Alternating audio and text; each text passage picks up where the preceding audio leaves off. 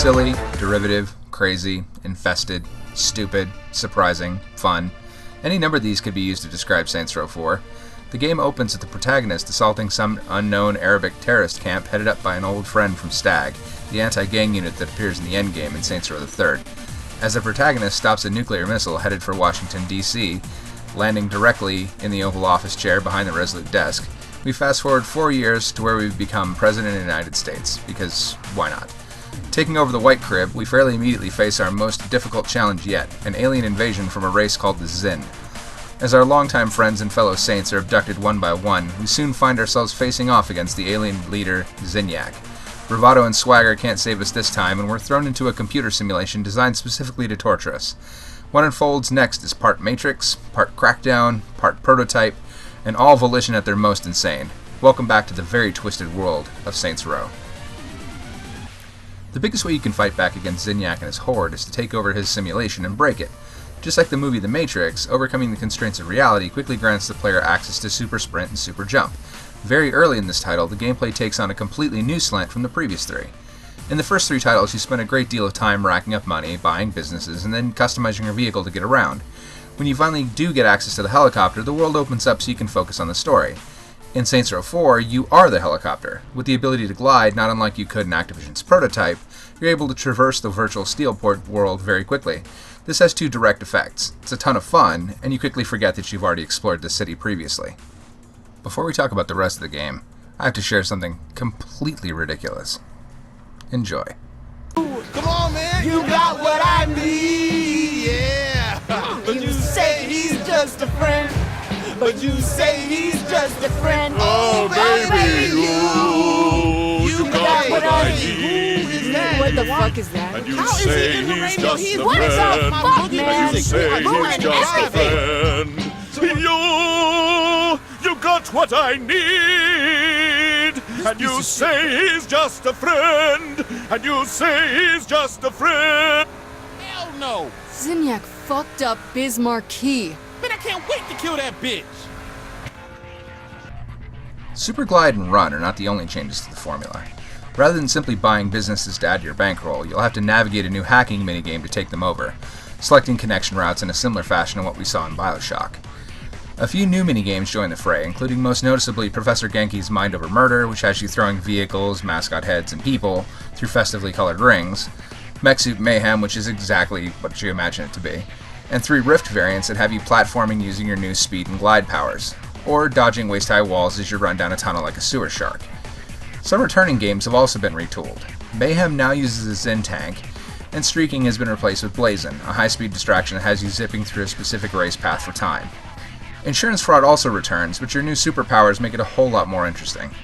The distractions serve as good fodder for extending the game, but they're also a great deal of mindless fun as well. They wear out their welcome right about the time you run out of them. I keep mentioning other games while talking about Saints Row 4, and with the jumping and speedrunning, there's no doubt that there will be comparisons to Crackdown. The comparisons won't stop there either. In Crackdown, you get upgrades by finding orbs, and in Saints Row 4, you'll earn your new powers in the exact same way. After just a few hours, I found myself in the exact same behavior. Track down all 1,255 of the clusters in the game to build up my powers. Listening for their telltale sound, at least until I got the upgrade that lets me see them on the map. It kind of felt like the magic of Crackdown all over again, but in a completely new setting. How much time did it take for me to find every cluster, play every minigame, complete all 37 single-player missions, and everything else Saints Row 4 has to offer? Just a few minutes under 20 hours. For the people who said, this is just an expansion pack, I say, you are completely wrong. The story arc in the game is absolutely ludicrous. Kicking off the player becoming president, the game takes some twists that kind of surprised me and took the story in a rather dark direction. After the Zin attack the Earth, the player is thrown into a personal mental prison inside of a pod on the Zin ship, again not unlike the movie The Matrix. Beyond that, there's nothing you can take seriously in Saints Row 4, but somehow the voice actors deliver their lines with gravitas, incredulity, and sometimes passion, but always with a laugh. The game doesn't take itself seriously, and you might imagine that to be a bad thing, but Saints Row 4 is about having fun and blowing shit up. Ridiculous powers that horrifically unbalance the shooting game? Check. Abilities that give you more speed to traverse the map faster than any vehicle? Done. Hell, in the endgame, you have the power to unleash a blast equivalent to a small nuclear bomb.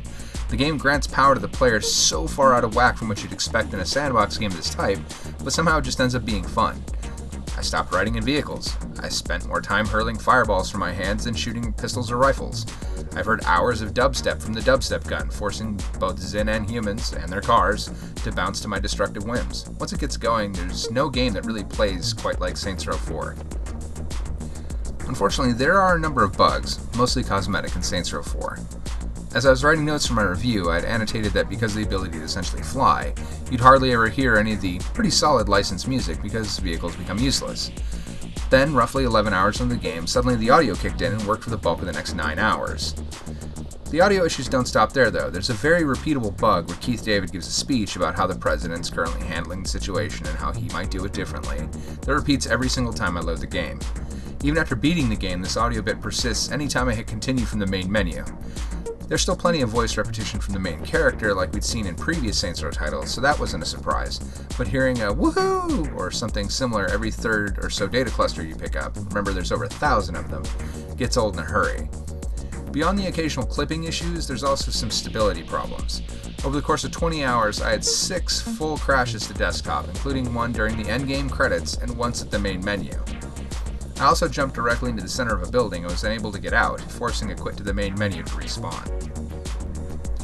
Other than the issues with stability and cosmetics, there was really only one gameplay choice that aggravated me: the hacking system. The minigame itself is fun, but for some reason Volition doesn't let the player back out of the hack once they start. Well, the world continues on in the background, so if you're being attacked, you can expect to die and have to retry the minigame once you fly there again from the spawn point. In fact, over the course of 20 hours of gameplay, I died 11 times, almost every single one of them courtesy of the hacking minigame.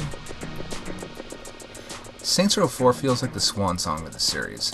Volition's recently confirmed that the Saints, at least in their current iteration, are going to be taking a bit of a break. This game brings back damn near everything that was cool about the 3 previous titles. There are cameos galore, more movie and game quotes than I could ever begin to express, and things only get progressively more awesome near the endgame.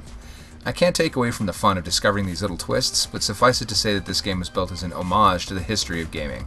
Sure, it's derivative, sure it leans heavily on shallow and easy humor, sure it borrows unrelentingly and unabashedly from any source Volition could pry into the product. Somehow all of that comes together to create a game that is fun, hilarious, addictive, and demands that you find every single collectible possible.